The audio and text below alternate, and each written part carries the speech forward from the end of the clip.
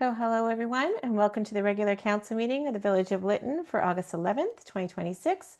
Before we begin, I'd like to remind everyone to please turn off your videos, mute your microphones to allow council to begin the proceedings. Please note that this meeting is being recorded and broadcasted on the Village of Lytton YouTube channel. If you wish to view this meeting or access a video recording of a past meeting, you can visit the Village YouTube channel and watch it there. Thank you, Your Worship. You may call the meeting to order.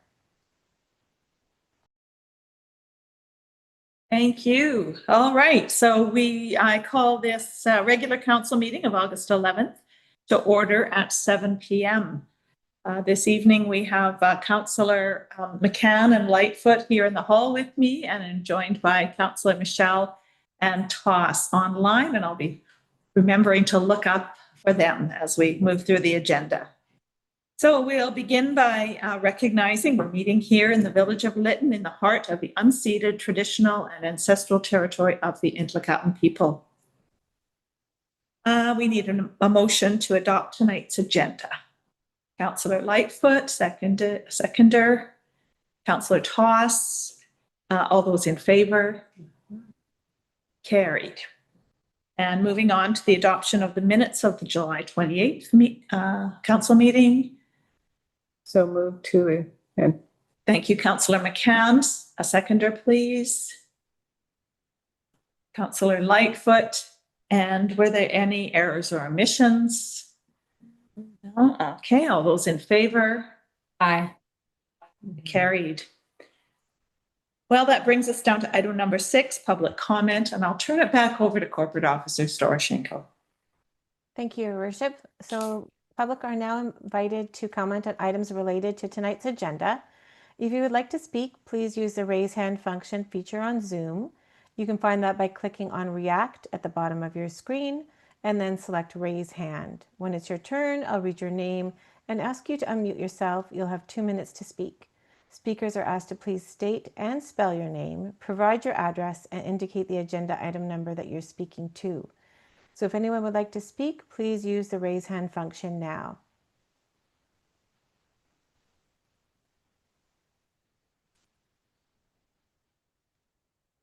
Not seeing anyone, but I'll call for a second time. If anyone would like to speak, please use the raise hand function now. I'm not seeing anybody online, Your Worship. Is there anyone at Parish Hall to speak? Yes, we have no public in the hall tonight. All right, so that concludes the public comment portion of the meeting. Back to you, Your Worship. Thank you. We'll move on to item number 7, staff reports. And we begin with a CFO report regarding June 30th financial results. CFO Monbriquette. Thank you, Mayor O'Connor. Good evening, everyone. This first item on the agenda under the staff reports is our June 30th financial results. And I'll just ask Corporate Officer Storoshenko to pull up the presentation for me. This was delayed by a couple of weeks while we were finalizing the numbers for June the 30th, but we have it here for you tonight. And this presentation focuses on comparing the actual results to the end of June compared to the budget, and then also includes some other information with respect to some of our recovery funding and some of our deferred revenue and reserve accounts. Next slide, please. And so the first item that we'll look at is the revenue to June the 30th. And so a lot of the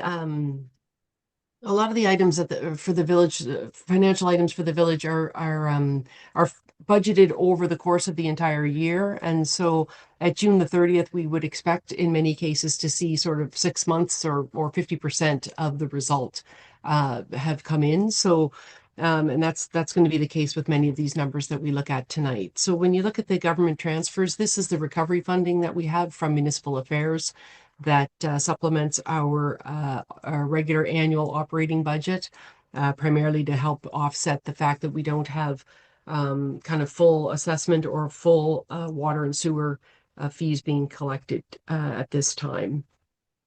Underneath the provincial grants, we have what looks like a shortfall in the revenue there. That's primarily due to the fact that the small communities grant hasn't come in yet for this year, as well as some other grant monies related to OCP funding and some EMCR programming that's budgeted to be in this year's financials.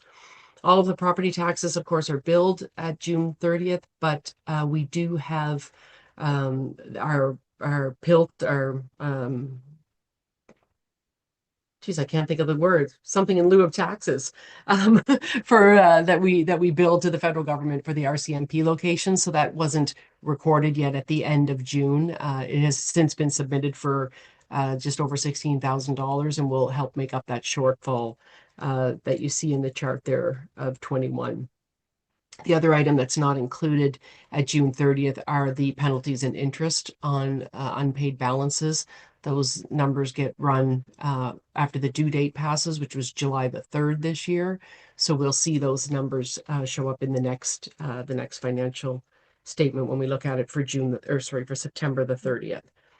Under the sale of services, this includes everything from fire and rescue recoveries, building and planning development fees, water and sewer charges, things of that nature. And for the most part, these are on track.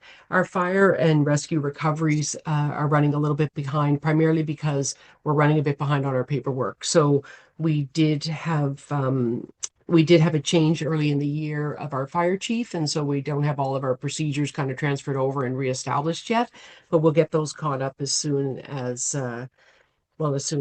the fire season is over and we have access again to the fire chief and to the members of the fire and rescue service. The water and sewer fees are sort of coming in right at kind of 50% of the annual amount, which is what we would expect at this time of the year. The investment income looks like it's running a little bit below half. I just want to point out that we did earlier in the year take some of our surplus cash and invest it in a GIC. And so that interest revenue won't be received until that GIC matures, which it was a 13-month GIC. So it won't be until into 2027. So that amount is approximately $280,000 that will come in later. And then the other revenue is primarily related to insurance proceeds that we've received and we will bring into income this year as we spend the funds. We haven't spent those monies yet on things like tool replacements and some equipment replacements for the fire department. On to the expense categories. And again, we would expect to see the variances equal to sort of around 50% of the budget at this time of year. So I'm just going to make comments related to things that are in addition to that. Under general government, we're showing additional savings related to insurance premiums that have not yet been paid for 2026. We also have things like our audit costs, which run at about $45,000 a year, which are budgeted but won't be paid until much later in the year. In the council department, we have funds set aside in the budget for things like conferences, primarily UBCM, which happens in September. So those expenses have not been incurred yet. And then we also have the budget this year for the election of $80,000, which very little of that was spent as of June the 30th. We're starting to incur some of those costs now as the planning has begun. We're ordering supplies and materials and things like that for getting ready for the election. Under the protective services, again, this is, primarily this is primarily caused by the transition to the new fire chief. And we're just kind of getting that person oriented with our procedures and how we work through things. And so we anticipate spending some of this money before the end of the year. But at this time, it looks like there's savings, but we don't anticipate that will be the case, like I said, by the end of the year. We also have a contract for building official through the TNRD, which renews, I believe it's in August. And so that will be showing up in the next financial. The Public Works Department is pretty much running on budget, with the exception of the fact that we had budgeted to replace some more of the equipment that was lost in the 2021 fire. And that hasn't all occurred yet. So that will be expected to be spent by the end of the year. Water and sewer both running with a positive variance. We are on the water utility, we are experiencing some significant cost increases with some of the laboratory services and the chlorine purchases that are needed to be made for the water treatment. Those expenses will likely exceed budget, but we are seeing some savings in some other areas, so we'll try to keep the total within the budgeted amount. And then, as we've spoken about many times before, the amortization is just really a year-end kind of accounting thing that we budget for, but nothing gets recorded to the year end. And the special project that is noted is the OCP. And so we had budgeted to spend 118,000 this year. So far to June 30th, we've spent 27, and more costs are continuing to come in for that project. The next slide, please. At this time, we have primarily three recovery grants that we're working under. The 4.2 million from municipal affairs is actually 2.1 million grants, but I just added them together for 4.2 million.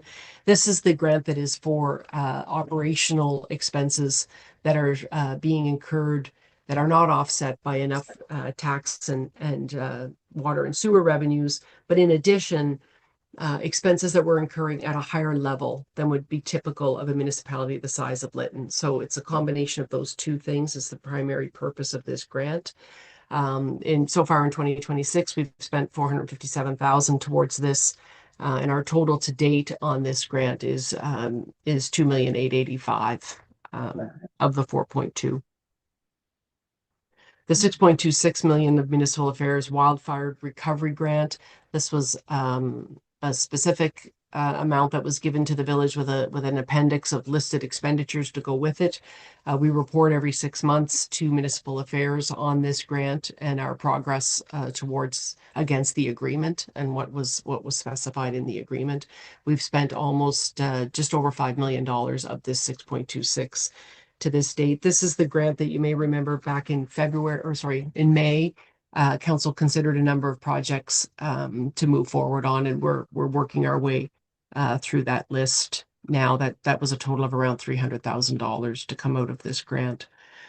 I'll just add to the first one, the 4.2 million. We also report on that every 6 months to municipal affairs. So we provide them with a June 30th internally prepared statement, and then at the year end in our audited financial statements, there's a statement for both the 4.2 and the 6.26 grants included in there. And then the final one is our 19 million emergency management climate readiness. This was originally 17.5 million. We had 1.5 million from an old grant that they allowed us to bring forward and add to this. And this is for the 4 categories of site readiness, the public works building, which is completely expended, housing for essential services, and recovery capacity. So this grant is very specific for those 4 areas. And we bring a report to council every month on this for their approval before we submit it to EMCR for reimbursement. And the next slide is this is the deferred revenue. We've talked about this before, and so you may remember this is monies that we have received. These funds are sitting in our bank account, and they have to be spent on for specific purposes over time. And so, until they're spent, they sit in what's called deferred revenue. And they're a little bit different than the reserves, which is the next slide. The reserves are more like kind of savings accounts.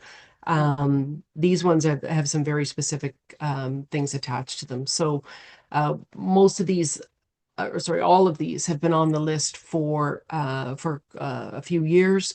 The recovery operating grant and the sewer grant, the grants related to the recovery are continuously drawn down as we continue on those projects.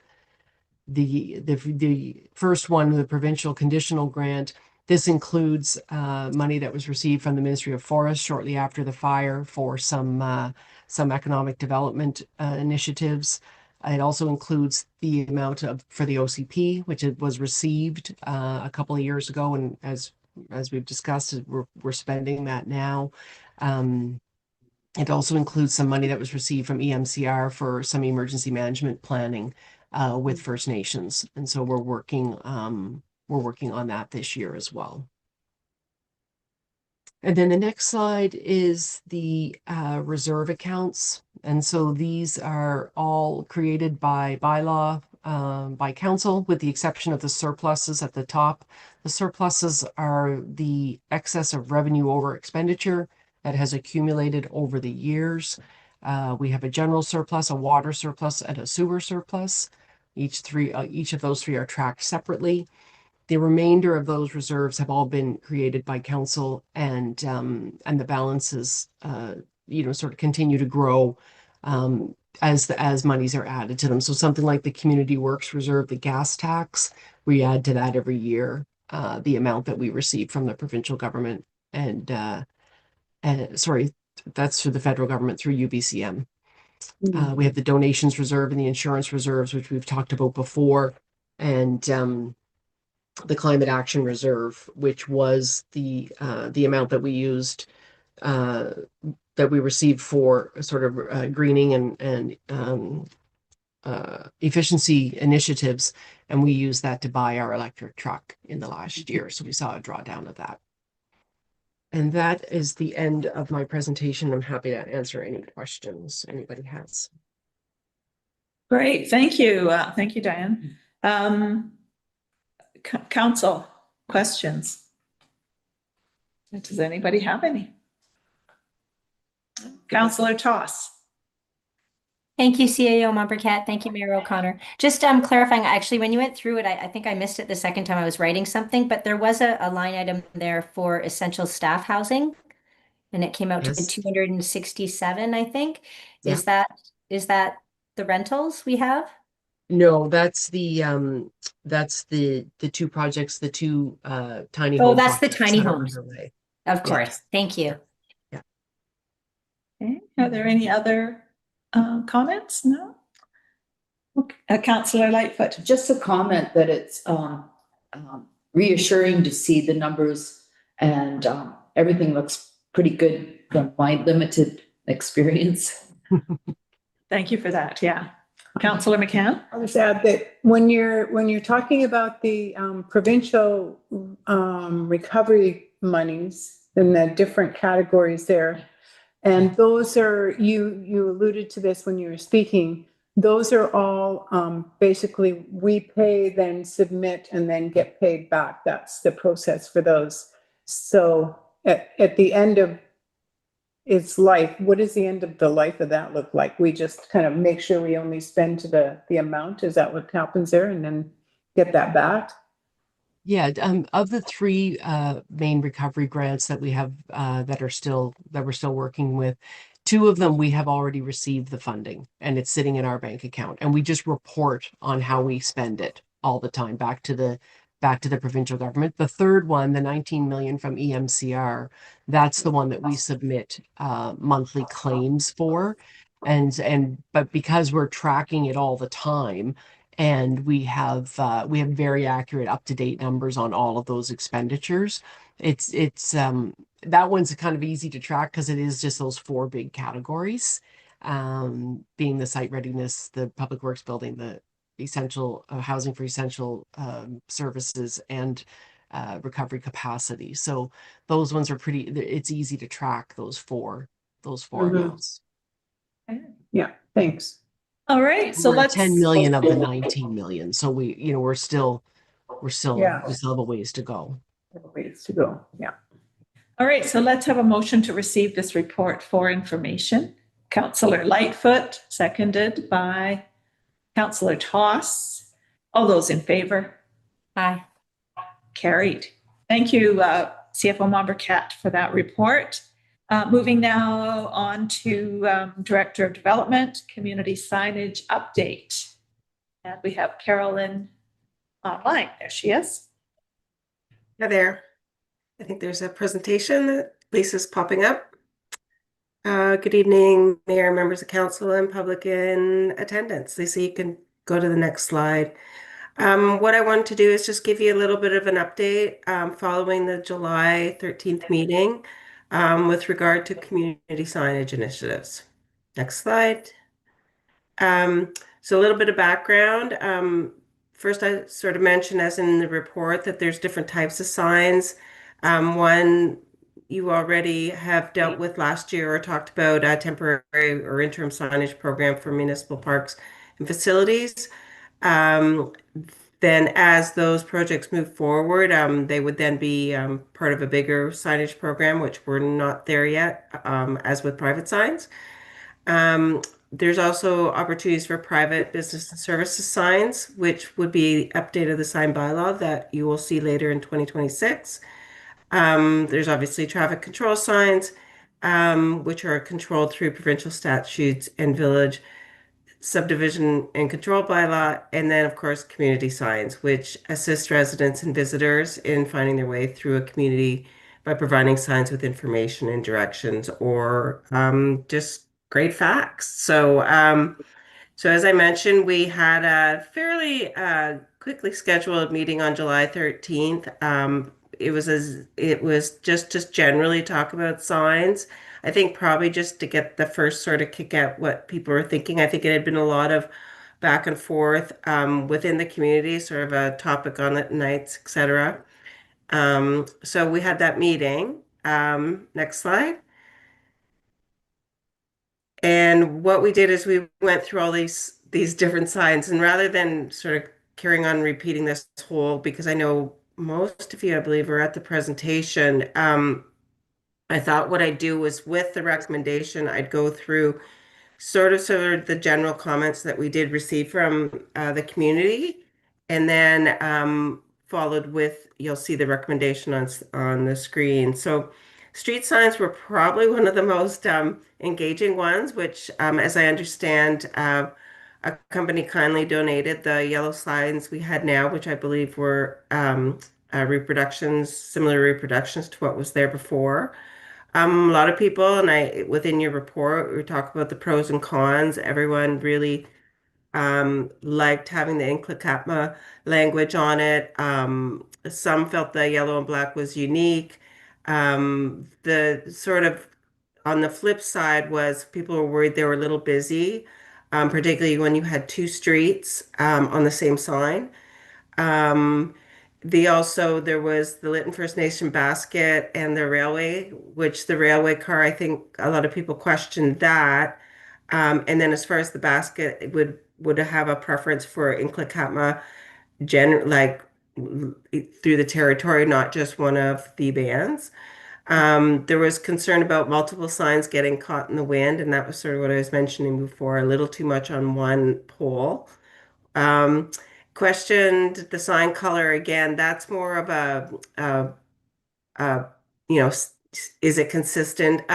Just in my view, in some of the photos, you can see that a lot of municipalities choose whatever works with their preferred approach, what we call placemate marketing. So, emergency services need simple and visible signs. And again, the train was a challenge. So maybe go on to the next, which is the welcome sign. You can keep that up, Lisa. The welcome sign, there's sort of a few, and within your report, you can see the draft sign that Maggie Cross has been working on with Ministry of Transportation and Transit. It's very clean. It will be at the entrances, two on the Trans-Canada Highway and one at Highway 12 as you come into the village. And there's room for more businesses. I think it's important to let people know that things are happening down here and certain services that they can look at. So we then also showed at the meeting an interim sign, which was a welcome to Lytton sign in the Inclacatma territory in the heart of the canyon, and that is going up shortly, I believe. We have tweaked it a little bit since what was shown in your report. And again, there was a discussion more in the longer term is what we need to do is have a community signage and place marketing, which is really a visual identity that's tied to the town's history, heritage, culture, to define a place that's both authentic and attractive to both residents and visitors. It can tell a story, it can create visual identity, it can leverage through digital marketing and engage the community. So this sign is right now that's in the report is in the interim that you'll see up shortly. But then I think it also allows people to talk a little bit more about where they want to go. So it's always, is this working? The other one is a tagline. A lot of people have talked about that, whether we want to do the hotspot, which was obviously really part of the welcome sign prior to. And then there was many people at the meeting talked about where two rivers meet. I believe that's on the chamber sign that's just south of the main entrance coming north. Um, a lot of people thought hotspot, you can't buy marketing like that. We're in the news every summer day pretty much because we're the hotspot. Um, and then just general comments about visibility, working together at the community, the Inclicatma culture and history, and other people had ideas like Canada's warmest hearts, etc. But again, it was a very small meeting, and we felt that there's still more work that needs to be done. There was talk of lighting, and just to make it more, and the Inclicatma phonics sounds, which I'm using tonight, which thanks to Hanny Jones and Patrick. The other one is wayfinding signs. That's really just leading people around. And at the meeting, people pretty much just focused on what they thought the signs should show, and that it be a consistent image and message. And then they listed off, which is in your report, a whole bunch of different areas. They did say that it's important not to pose a risk, which is fair, and not be leading people towards private property. Um, and then the next one, and this one, it will be great, as you can see in the recommendation. Lisa, you could, thanks, Lisa. Is just do we want to tell some of the history? And obviously, Chief Spitland Park, they're finished. I believe those are going to be finished up, and also there's other items that you might want to talk about. Whether it be the trains. I guess that's really important for a lot of people that come here, Gold Penny, etc. But also the telling the story of the fire. And I don't know if any of you listen to the CBC radio, but they've been doing the roadside attraction. And it was interesting when they had someone from SFU talking about how the Hope Slide, or that history of a place, which is really unique, even if it's horrific. It's something that people, humans bond to that, and it's interesting, and it's a history lesson. So it could be a teaching moment, I suppose. Also, there's a lot of pride in sort of the existing, what was here before the fire, and telling that story, whether it be Totem Lodge, Lytton Hotel. So using an interpretive map, or put plaques on the new buildings or some of those buildings that did survive the fire. It's always the good to talk about the history of a community, both good and bad. So, and then the other one is we could talk about natural sites, which, obviously the meeting of the two rivers, the flora and fauna of the area, the gold panning, the movies that were filmed here, etc. And then there's the commemoration signs, which is obviously Chief Spitland Park has one now. That's the report says in process, but there is a monument there. And then again, I believe in the presentation, I showed you some memorials that they've used in other communities, such as Paradise, California, the Inclicatma occupation of these lands since time immemorial. And also, many communities use memorial benches with QR codes, and a few, I know the plaques and benches did survive the fire, so that was in place before. So then there's also another whole slew of signs. You were talking about Riverfest, the Canyon Cruise, so all the events, farmers market. Apparently, the farmers market sign is the most durable sign in the community. I still get comments on the shadow people, and and uh, and then obviously a bulletin board, which we're working on getting installed at Pocket Park. So the next steps within the recommendation, Mayor O'Connor, do you want me to go through those recommendations? Yeah, I don't think so. You Okay. kind of went through a lot of the information in your presentation, and they're very clear in our report here. Okay. Yeah. So that is the end of your report. Yeah, so if you have any questions just about how staff, because that's pretty much we're going back and doing some more work and bringing you more information and more certainty. So, thank you. So it is a kind of a two-part. One is to receive the report for information, and then to have staff work on some of these things to, I would assume, bring back then to council more information at a further date. So let's put this motion forward, and then we can this recommended motion, then we can discuss. So Councillor moved, Lytton. Toss. Thank you, Councillor Toss, and then Councillor Lightfoot will then second it. Are there any questions or comments related to this? I had one. Councillor McCann?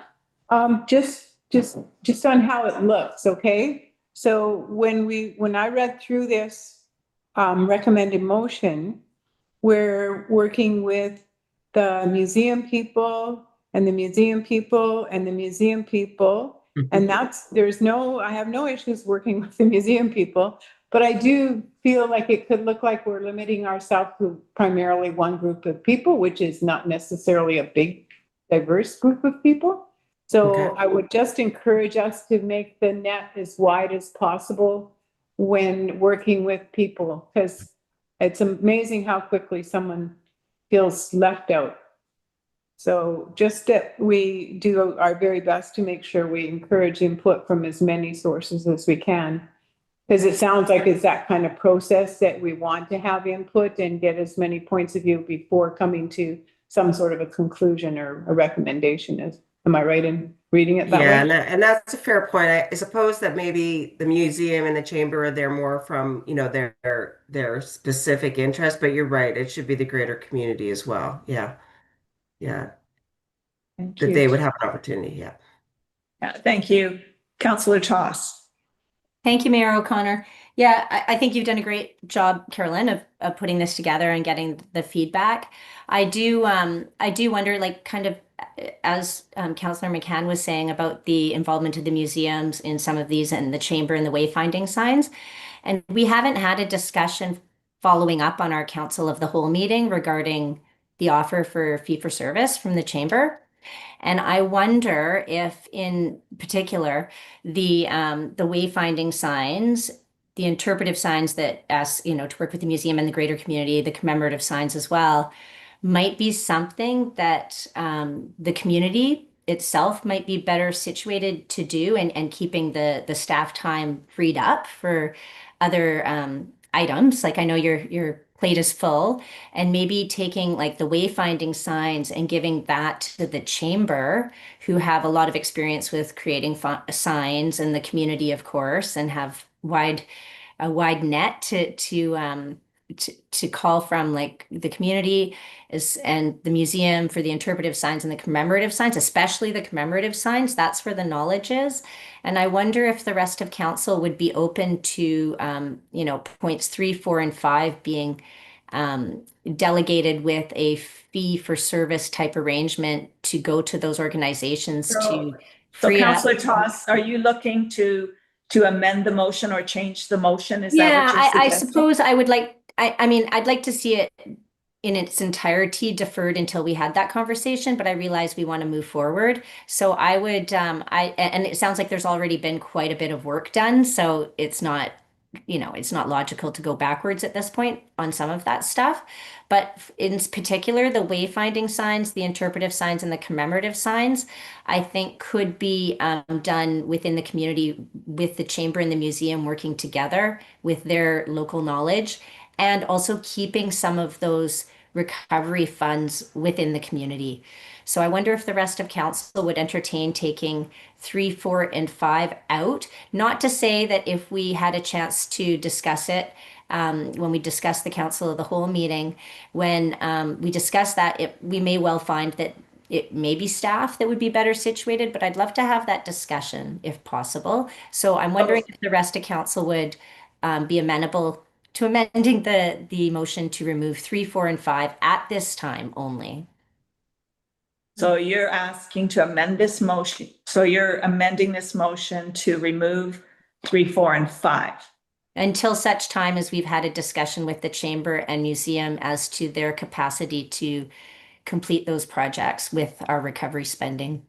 Okay, so we're making an amendment. I think this would be more than a friendly amendment because it's removing. Changing I'm going to turn to Corporate Officer Storoshenko. So we are changing this motion. So we need a seconder for that. Is that Yes, that's correct. correct? Yeah. Okay, so a seconder, please, for this amended motion. I need to speak before I could say. And I asked Councillor Toss a little bit more about, I'm having trouble, Councillor Toss, understanding, because it says right in it to work with the Chamber, the museum. So it's already intended that that's going to happen, and how would taking these out change that? I don't understand. It sounds like you're It's asking for because- the exact same thing that's in the I'm motion. asking for staff not to leave those particular 3 items. I'm asking for the museum and chamber to lead them as per their request in our council of the whole. So I think that I think that the chamber is well situated to do wayfinding signs. They're more savvy to the community, and interpretive and commemorative signs are typically the work of a museum or an archive type society within a community, not external staffing. So I just think that they're really worthwhile endeavors. However, I'd like to see them done by our community. So we have now an amended motion, which is the same as this, except removing 3, 4, and 5, and we're looking for a seconder. I don't see a seconder, so that means we go back to the original motion. And are there any further comments on the original motion? May I ask what Carolyn Lamont feels about my motion, my amended motion? My motion to amend? Did you want me to respond? Yeah, if possible, like what would be your It's unusual. Particularly the place marketing piece is concerning to me. We're building through the OCP, and you'll see, and you've probably seen through the economic development strategy, there's value propositions which also tie into what you really are and who you are. So I'd be a little nervous that that may go. The chamber is a small group of people, which we learned at the committee of whole meeting, and this place marketing should be as inclusive as possible. Yeah, and I think there's an element that you're already paying me to do this work. Not that I really need lots more work, so I appreciate that you said I have lots on my plate, but yeah, it would be a little unusual. Yeah. Thank you. What I see when I talk about the museum and the chamber, it's they bring their specific interests to the table. I have the interests of the municipality per what I'm told through the bylaws and regulations and all that stuff, but mine is a community interest through cross. I have to take everybody's interest as well. And that's why you pick the museum, because and you pick the chamber because they have their really strong interests. So it's not that I'm saying that they don't represent the community. They do. They just have a real interest in business or a real interest in history. And I might have to be, I'm talking to maintenance and operations, and they're like, we need to do that. So I have to look at all those things, not to mention the 5 of you. So Thank you. Okay, if there are no other comments, I'm going to call the question then. All those in favor of this motion? Okay, and opposed? Councillor Toss. Okay, so that motion is carried. And we move on to item number something 2, economic development strategy. And that would be back to Carolyn. Okay, awesome. There is a presentation that will pop up, and just while we're that's coming up. I'll let you know that Chris Fields from Rhineck is on the call, as he was at the last meeting, and he would do the more of the heavy lifting at per se as it concerns the engagement communication plan, just because he's done many of them. Not that I haven't done that, but not as an economic development strategy per se. Next slide. So the purpose of the report is to update on the engagement communications plan for the economic development strategy. That was, next slide. I'll just give you a little bit of background. You did recommend the hiring of Rhineck and to proceed with the economic development strategy. And what I want to do is just give you, because there seems to be still some questions within the community about why are we doing this? We have plans, et cetera. And I just wanted to talk a little bit, and this takes you back to almost a year ago when I brought the report on the update of the OCP, and how, for me as a professional, as a planner, what's really important is to listen to what the people said and then act. So, or recommend for you to act.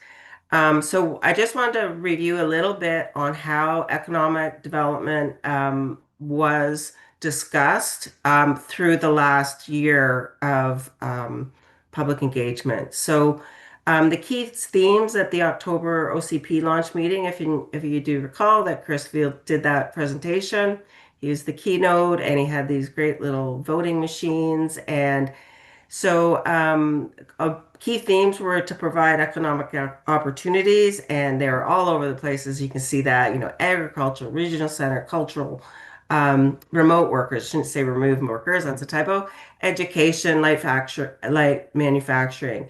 And then the key theme was to complete an economic development investment attraction strategy, which was the top one. That's the really long line there. Next slide.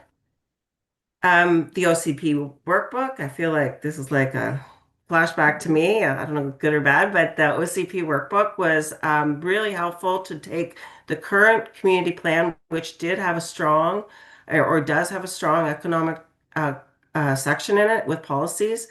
So the key directions of that workbook was to collaborate with Inclucapma on economic development, identify, engage owners of the property to accommodate significant economic development, pursue new economic drivers such as energy, tech, and tourism, and ensure affordable taxation. And the taxation obviously goes that if we had, for example, Highland Mountain mines, that would be awesome, but we don't. So it's just talking about if you have economic drivers. So this was again what people had given that direction, and in turn has informed as we move forward on the strategy setup.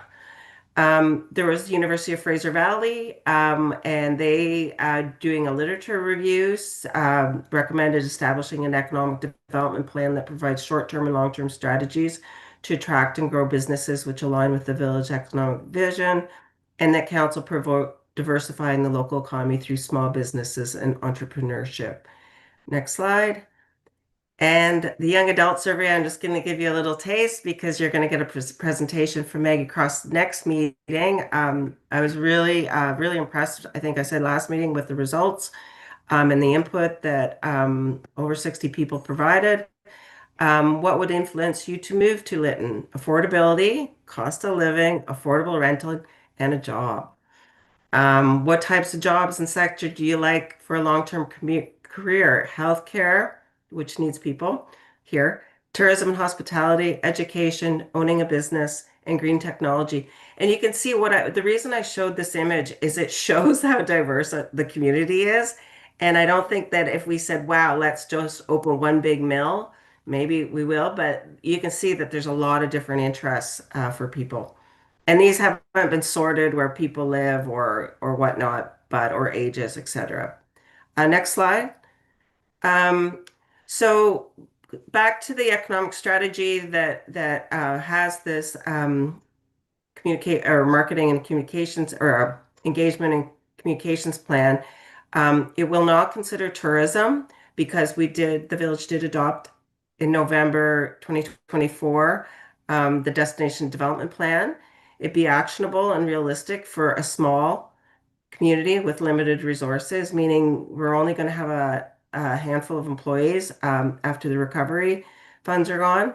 Pursue the importance of pursuing engagement directly with willing businesses, interests in governments, economic development agencies, property owners, senior governments, and not-for-profit volunteers. So this is where Chris is, pulling all this in with his approach, and assist the village in an approach to match potential businesses with vacant or undeveloped land, and pursue opportunities for potential insights on funds, funders, or philanthropy, which the village has had some success in that already. So again, we're all in this together. And how does Rhineck go out and tap those? Next. Also the RFP, which in turn, this proposal that was selected it needs to be made in Lytton, for Lytton, and by Lytton. And as much as I appreciate that I'm not in Lytton and Chris isn't in Lytton, but our jobs, our careers, both a little long in the tooth, we have always worked in communities where we hear from the community and then we act on what they tell us. We use our facilitation skills or our professional background or our design skills to help that community. We're facilitators. We don't come in and just tell you what it should be. And then what economic systems make sense in a high identity, high visibility place?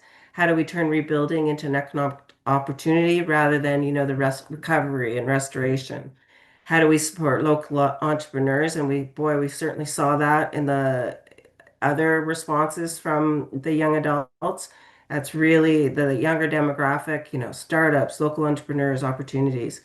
How do we increase our tax base? And what do we need to invest in to attract new residents? So that's the tax base question. So next slide. So I'm not going to read all these, but I wanted, because I'm not Chris and John Watson, who are the consultants, but the qualitative investigations, the custom design engagement and everything is all there. Where is he going? And then the next slide. Oh, I'm missing a slide. It's in your report. Sorry, I was deleting, and unless I missed one, there was a quantitative one, and it lists, that was one of the most important slides. It lists all the really interesting research that consultants like Rhineck do to really make sure that they're going in the right direction. So the previous one was the qualitative, which ties to the engagement. But then the last slide, Lisa, sorry, you can go to that one now. There was just a small typo that there was a duplication. We made some edits, and there was a reference to First Nations engagement, which obviously we changed to Inklakatma engagement and moved it up earlier in the review. So you'll just see that the resolution before you is for August 11th version, which has that change in it. Yeah. So there we go. That's the recommendation. But I will say, if you have any real details on the communication engagement plan, I'm going to defer to Chris for that. Thank you, Carolyn, and thank you for explaining at the beginning there, why this strategy is to be developed, and reminding us all of kind of what's progressed and happened over the last year. So let's put the motion on the forward to receive the report for information, and then we will take questions and comments. So moved. Thank you, Councillor McCann, seconded by Councillor Lightfoot. All right, comments, questions from staff or from council, sorry. Does anybody have anything? Councillor Toss. Thank you. While I am delighted that it is a plan that is actionable on a smaller staff and looking forward to that, I'm glad that is very much built into the plan, I still will not be able to support it because I do believe it to be a bit of an unnecessary third economic development plan, despite the fact that it's not focused on tourism. I think a lot of these roles could have been taken over by the chamber. And they also have worked in other areas. Sorry, Carolyn, I can see your face. Was it because that I said that it's not including tourism?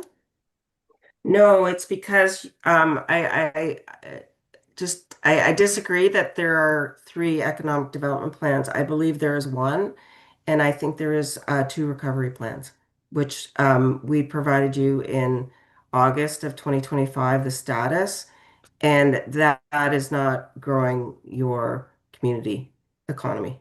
And yeah, Okay, well, I remember there to be three. I believe it was the O'Leary report and then the $30,000 report and then this one. But regardless, I will not be supporting that because I do believe it could be work done internally with the Chamber of Commerce and that was one of my biggest concerns is that the recommendations we wouldn't have the capacity to follow through with them. But I do like the fact that those are included, but I still can't support this plan. I feel it's extraneous and wasted money. When $65,000 that we're paying for this plan could actually be actionable, we could actually do things with that 65,000 that would be tangible within the village. So I'm not going to be supporting this. Thank you. Councillor Lightfoot. Thank you for the presentation. I really enjoyed it. And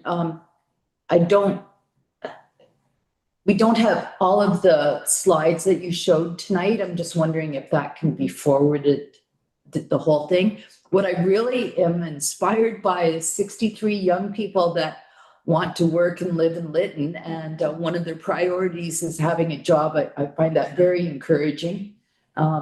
So thanks for putting that as part of the presentation, because I think that's gives us all hope that we can move ahead. Thank you. Thank you.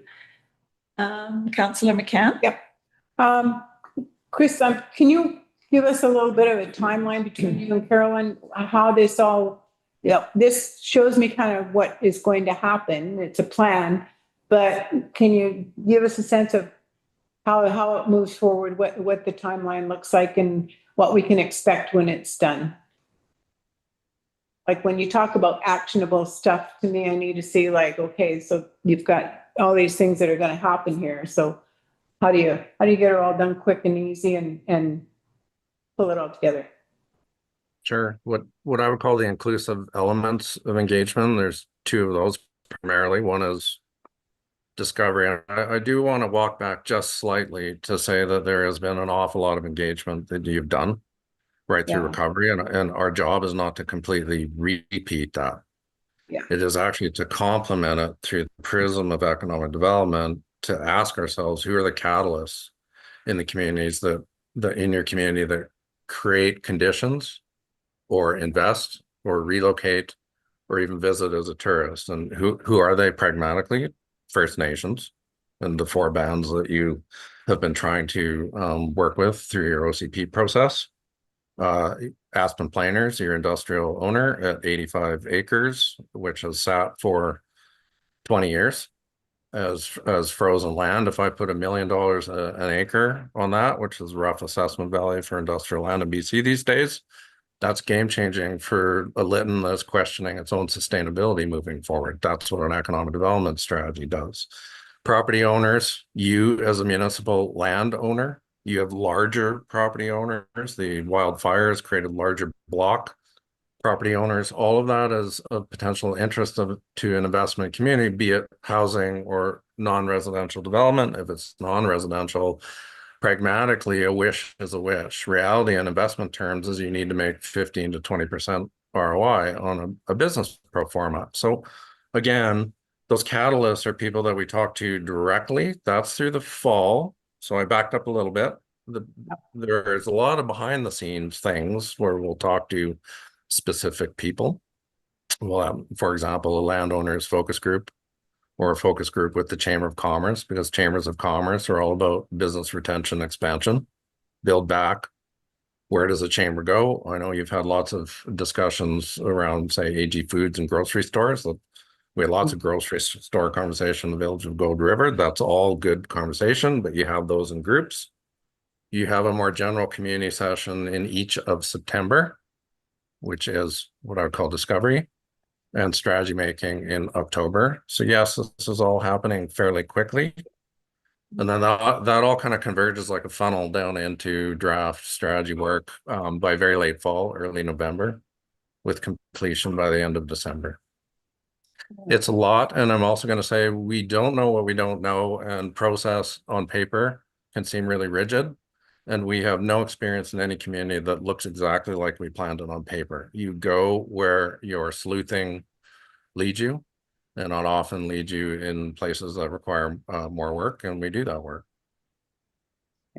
And so I'm guessing from what you said, that what comes out in December is the actionable plan that you were Yes. referring to. Yeah, Yes. okay. And I'll add to that, a plan is that's paper. So, and it is fair to argue, why should we have an economic development strategy? I will beg to differ. It is not a recovery plan. Lots of communities, from COVID to, wildfire to flooding in Grand Forks, where I've done work, they have recovery plans. But strategy, or an economic development strategy, says, okay, we've been fairly static economically since 2007 when the mill closed. What are we for a next generation in terms of leaving a legacy? What is an economy that will work in Fraser Canyon? Those are really good questions to ask. So when we get towards the end of all of this, we also need to be very mindful of, how do you implement things? Is it continued recovery dollars? In my experience in working with the village of Canal Flats, for example, post mill closure for 6 years, there will be further dollars for a village of Lytton in the world to continue to do this kind of work. There are models that involve chambers of commerce. And also models that involve chambers of commerce and mashups with regional district funding. There's an outstanding philanthropic model in Moosomin, Saskatchewan. So we don't just produce the paper, we're trying to leave you with things that you can do, no matter how small that might feel, in a context that is moving you towards some kind of organizational structure that you can do it. You may have 5 staff, but you'll still have a chamber of commerce, you'll still have a regional district. You have 9,400 Lyttonites on your Facebook page. There are people who will contribute to Lytton that we don't know how or why, but we trying to work through what that might look like at the back end of the process. Thank you. Yeah, thank you very much for that. And are there any other further questions? I just want to go back to the beginning, Carolyn, and whether you mentioned at the beginning, maybe CFO Mombercat did during her finance presentation. But so the work for this study, or not study, the work for this strategy is through a grant that the municipality, the village, received to support economic development. So it's not money we could just give away to another group to use or anything like that. Is my understanding. So I am really, I'm really very much in support of this, and it sounds like we are on a good path forward, and look forward to the report. So we have a motion on the floor. So let's call the question. All those in favor? And opposed? Councillor Toss. Thank you. That motion is carried. All right, we move now on to a bylaw for adoption. And we've of course, seen this come before us which is the permissive tax exemption bylaw. So we're looking to adopt it.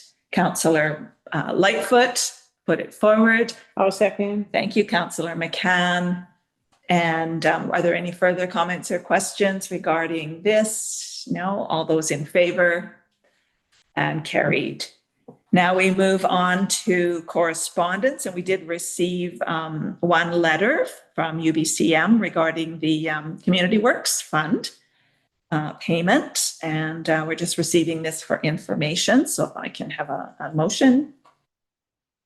Councillor Lightfoot, seconded by Councillor Michelle, and this is I know very, very welcome to put in our coffers for a project that we choose. I will call the question then. All those in favor? Carried. All right, verbal reports. So, during summer months, it's often a lot quieter there. In fact, if anything, I've had meetings postponed or canceled. So I really have nothing new to report over the last 2 weeks. But I just want to make a quick comment that I just want to comment on what's happening throughout the province regarding the disastrous fires that have disrupted so many people's lives. For myself as a director on the TNRD, I've been receiving updates from the EOC, who are working tirelessly for communities that are in the regional district. For example, Clinton, 70 Mile, and all throughout the region. They're working, as they did when we needed that support in June. So I do want to mention that. We know all too well the impact of these fires. And I want to say that my heart goes out to everyone, not only from our region, but, out in the Caribou, the Okanagan, the south of us in the Fraser Canyon and other areas. And I think about, what they're going through and will continue to go through down the road. And I also want to recognize BC Wildfire. I actually had the opportunity to talk to a couple of our local people here who were home for a short break after being dispatched out in other areas. But also, deep gratitude for all of them and all first responders and those providing resources for the challenging work that is being done out there. I just can't imagine. I wish everyone the best possible outcome after these fires have died down, and hope for some sense of normalcy, that they have some sense of normalcy to return to. It is heartbreaking. I'm going to now call on Councillor Toss. Thank you, Mayor O'Connor. You took the words out of my mouth. I actually had written down, my heart goes out to the surrounding communities. So I just like to second everything Mayor O'Connor said in regards to our surrounding communities and the province, and the good work that's being done to help the people that have been displaced or otherwise impacted. So it's very much, I think, weighing on all of us. So thank you for your words there, Mayor O'Connor. And really the only other thing I have to mention is since our last meeting, is the Council of the Whole meeting that we had with the Chamber of Commerce, which I just wanted to say thank you very much to the Chamber for spending the time to explain how they could potentially assist the village with some of the initiatives that we're taking on. So that's all I have to report. Thank you. Thank you. Councillor McCann. Thank you, Mayor O'Connor. I concur about the situation that we find ourselves in every summer, it seems, and I realize, thinking a little bit, like it never leaves your mind, does it? We have smoke, and that reminds us, and we can hear the stories, and I think we're really adept fire watchers, all of us now. We have our own opinions about how things happen and what lessons have been learned since our personal experiences, but it never really goes away, and it never really gets comfortable. So I concur that it's a hard thing to see every summer. A couple of things I've just been involved with since our last meeting as well. It was a nice little potluck that you hosted there on the Labor Day, holiday week, Monday. We did have all the key players for the Chief Spintland Park project gather on the 31st of July here at the park. There were people from the Village of Lytton Public Works, people from LFN, Operations and Management, and the landscape architect, and a couple of members of the task force. So we're quite encouraged that things are moving towards some sort of a conclusion of the creation of the park into the park just becoming the park, and someone looking after that. So I'm hoping that early September might see that actually happen. And that was it. That's all I've done. Thank you. Thank you. Councillor Michelle. like everyone else, I just want to send prayers and thoughts to all the communities going through wildfire season. Other than that, I have nothing to report. Thank you. Thank you. Councillor Lightfoot. Not a lot to report other than the smoke is cleared out tonight, and tiny things like clean air is something that I am more thankful for every day.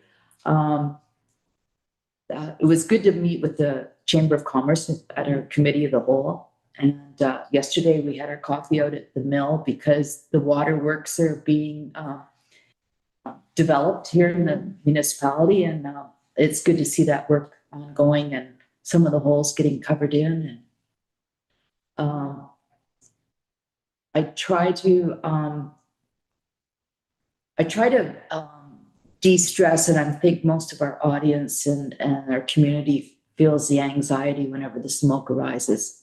And as disappointing as it may be for some of the backcountry motorists, I think it was a very wise decision for the province to shut down the backcountry at this time, because just a hot muffler, even on a car in grass, could send us into a very bad situation. So sending positive thoughts for all those communities. I mean, everywhere from Logan Lake to Marriott area and the Okanagan, it is a horrendously dry year. And good news was, I guess, Merritt got a little bit of rain tonight. Yeah. So thank you. Yeah. All right, we'll move on to item number 12, which is closed meeting. And we have one item to be released, and it's item number 26-138C. And the resolution is that item 8.1, Community Hub Operations Advisory Group, Terms of References, as amended at the July 28, 2026 closed meeting, be released from the closed session. That resolution was carried. And now we move on, and we are going to be moving into a closed meeting this evening to discuss items 91A, C, G, and K from the community charter, and I need a motion to do so. So moved. Councillor McCann, seconded by Councillor Toss. Thank you. All those in favor? And carried. And that brings us to the end of our open meeting. And I'm going to turn it back over to Corporate Officer Storoshenko. Thank you, Your Worship. So that concludes the public portion of the regular council meeting for August 11th. We ask that members of the public and staff exit the meeting as council proceeds to close. Thank you for joining us. And council, I invite you to take a short recess. Thank you.